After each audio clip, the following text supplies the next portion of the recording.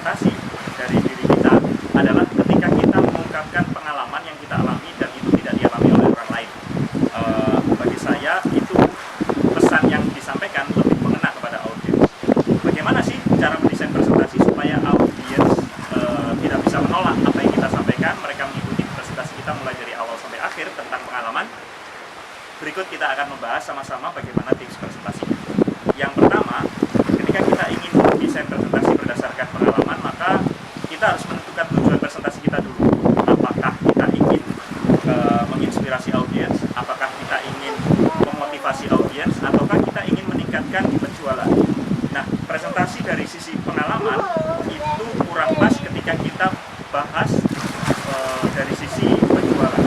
Kenapa? Karena presentasi dari pengalaman itu biasanya lebih cocok ketika kita membahasnya tentang bagaimana titik balik kita, bagaimana kita memotivasi diri kita, bagaimana kita bisa membangkitkan semangat di dalam diri.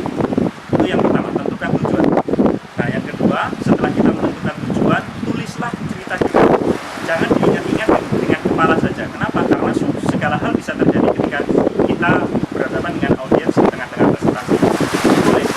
Mulai dari pembukaannya, lalu kemudian bagaimana pre-klimaksnya, klimaksnya, anti klimaks, hingga penutup dari pengalaman dan presentasi kita. Dengan menulisnya, cara penyampaian kita akan lebih runtuh dan audiens nanti akan bisa mengikuti step by step, langkah demi langkah, dan ketika sampai klimaks, audiens akan merasa bahwasanya oh, inilah yang bisa membangkitkan semangat saya, oh, inilah yang bisa menginspirasi saya. Yang ketiga, setelah kita menulis, yang kita lakukan adalah membaca tulisan kita tadi tentang presentasi, tentang pengalaman tadi berulang-ulang. Jangan cuma sekali, 2 kali saja. Karena persiapan presentasi kita tentu lebih panjang daripada presentasi kita sekali. Setelah dibaca berulang-ulang, lalu kemudian kita masuk ke fase yang keempat. Hadapkan diri Anda pada istilahnya kondisi sebelum presentasi. Kalau kata istilah Indonesianya gladi bersih. Hadapkan dengan orang-orang yang kalau bisa mengetahui langsung pengalaman Anda tersebut. Bisa keluarga Anda, bisa rekan Anda, bisa saudara Anda, bisa rekan kerja. Ya, presentasilah di hadapan mereka. Lalu kemudian minta masukan dari mereka. Apakah ada yang kurang? Apakah ada yang terlalu berlebihan? Atau ada yang perlu dihapus? Atau ada perlu ditambah? Kenapa? Karena orang-orang mereka lebih objektif dalam memberikan masukan. Dan yang kelima, yang paling penting adalah mintalah masukan dari praktisi presentasi.